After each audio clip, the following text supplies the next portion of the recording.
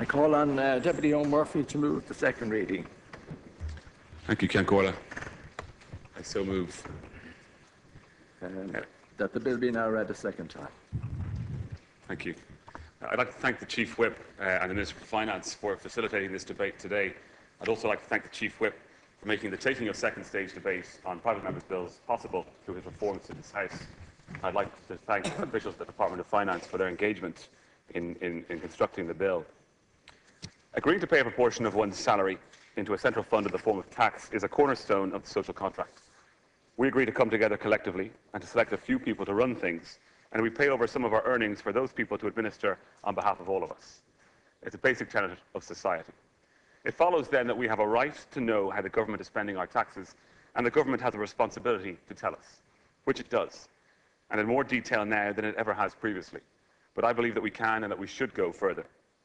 Whether people feel that they should be paying more or less tax, we all insist that the tax that we do pay is spent efficiently and appropriately, and we trust that it is. But every time we hit another pothole in the road, or every time we hear about a government project going over budget, that trust is called into question. Some people will always complain about how their taxes are being spent because there will always be a difference of opinion about the policies that the government of the day is pursuing. That is politics. But with all that has happened in the past few years in Ireland, citizens are now rightly demanding more information from the government and increased transparency and openness about how the country is being run. This is particularly true of the tax spend as people's real income is reduced and new taxes and charges are introduced.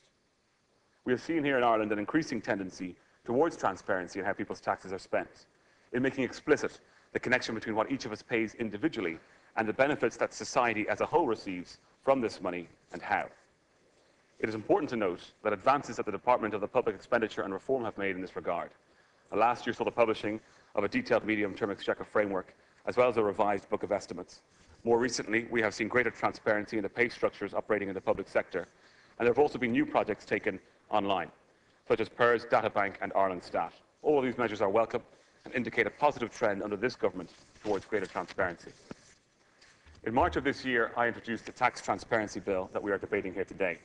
This bill has three central components.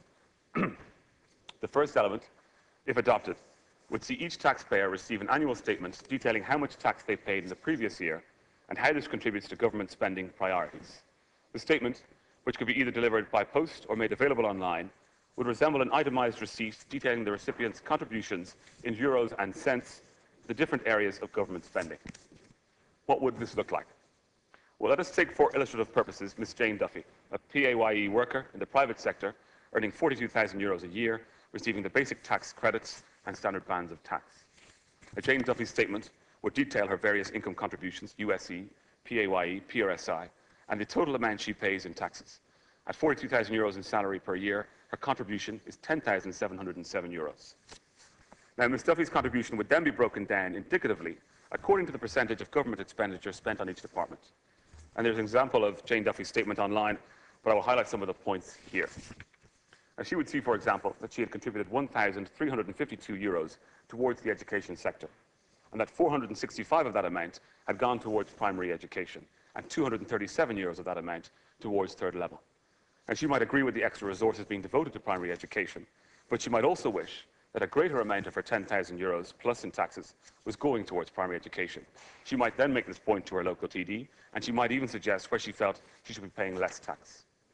She would see that €2,113 of her taxes have been spent on health, a significant amount, but only €76 of her taxes have been directed towards aid to developing countries. And she might still consider this to be too high, or she might consider this to be acceptable because she might like the statement that it makes about her and about her own priorities. She would see that law enforcement was costing her a relatively small amount at €338, and might wish that more money would be directed towards the Gardaí, and this might be something that she would remember come election time when evaluating the different parties' election pledges. She would probably be concerned at the high contribution to social protection at over €3,000, her largest contribution, but might also be surprised to see that only 423 of those euros was going towards job seekers allowance for all the people today who are currently looking for work in this economy. She might wonder then how the rest is spent, and her statement would go on to tell her the various details as to where her money is going to help those in society.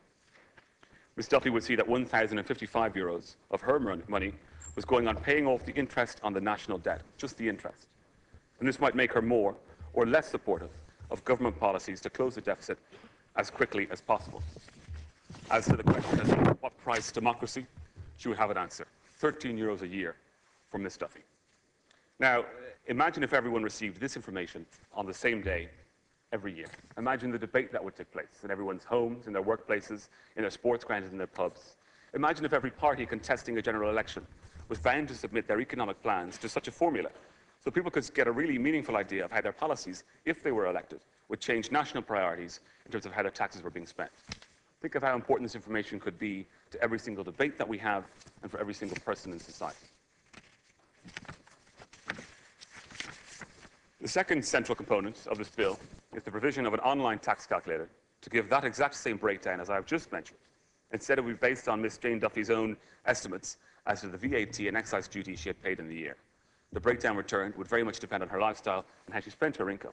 And I won't dwell on this element, but as I'm sure others will point out here today, this could be just as significant relative to her expenses paid or her taxes paid on income. The third element of the bill is the introduction of an obligation on the part of each department to publish on their own websites all items of expenditure over €5,000 incurred by them.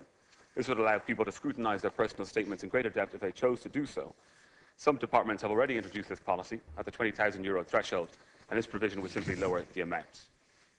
Well, why would we do this, and why would we provide such a statement to each taxpayer? As I have said previously, people have a right to this information, and we have a responsibility to provide it. Through greater transparency and open government, we build trust. And this is essential at the present moment in time, when there is a problem with trust in the electorate, trusting their politicians and what they are doing with their money. Such a statement would clearly identify government priorities to the individual, in euros and cents. This would mean a better informed electorate and country, and a better informed debate around the choices that we make as a society and how we prioritize these choices. If Jane Duffy thinks that the contribution to education should be greater than her €450, where would she make the cuts? The €170 spent on the environment? It has to come from somewhere. And thirdly, given the exceptional circumstances that we find ourselves in as a nation, such information would, I think, dramatically show the individual the challenge facing the government and could help in making the budgetary corrections that we need to make in these difficult times. More than €1,000 of taxes for Jane Duffy going on servicing the national debt, paying off the interest on our debt this year alone. This bill isn't finished. There are still details to be worked out, and I hope that we have that opportunity with your support here and at committee stage. On the advice of the Department of Finance, I understand that there may be a problem with lowering the reporting threshold to €5,000, the third element of the bill, and that provision may need to be revised and increased. Though the statement would be indicative only, it may still not be possible to use taxes paid in the previous year for calculating future contributions in the next year. Thus, we would have to amend the legislation so that we were using taxes paid in the previous year to break down contributions made that same year. So we would be telling people, this is what you paid in taxes last year, and this is how we spent it last year, rather than this is what you paid in taxes last year, and this is how we might spend them next year. It's a small change to make, but an important point to note at this stage. It has been suggested that the provision of such information may act as a negative incentive insofar as tax compliance is concerned. I don't agree. I believe that tax compliance is a problem where people do not trust how their taxes are being spent, and this initiative should restore confidence, if anything. I also don't like the principle behind the argument, as it favors ignorance over information. People have asked me about the administrative burden this may impose, and this depends on how the statement would be issued. A lot of the work necessary is already underway, or would require little additional effort. The Department of Public Expenditure and Reform is proceeding with making as much information available online as is possible. A simple mathematical formula based on information already contained in the revised estimates can quickly break down the information for each person, as I have done for Ms. Duffy. And doing all of this online then, in the form of a tax calculator and transparency statement for income taxes, would be relatively cheap and straightforward, and we could have it up and running in a number of months. If we were to issue a statement to each taxpayer, though, this would of course require more work, which brings me to my final point on the bill, and it regards cost. If we proceeded to do all of it online, it would cost relatively little. The price of building an online calculator tool on the department's website, and I imagine it would be a task suitable to most Coder Dojo kids or any of our young and budding young scientists. However, if we were to issue a statement by post to each taxpayer every year, it would require greater resources. Estimates in the UK, where Ben Gummer MP proposed a similar initiative and it was accepted by their Chancellor, had the administrative and postage costs per person at around 25p. The UK will introduce this measure in 2014, and if we decide to go down the route of issuing a statement by post, we can learn from the UK and follow quickly after it. Doing it online, though, as a first phase, is relatively straightforward and should be pursued.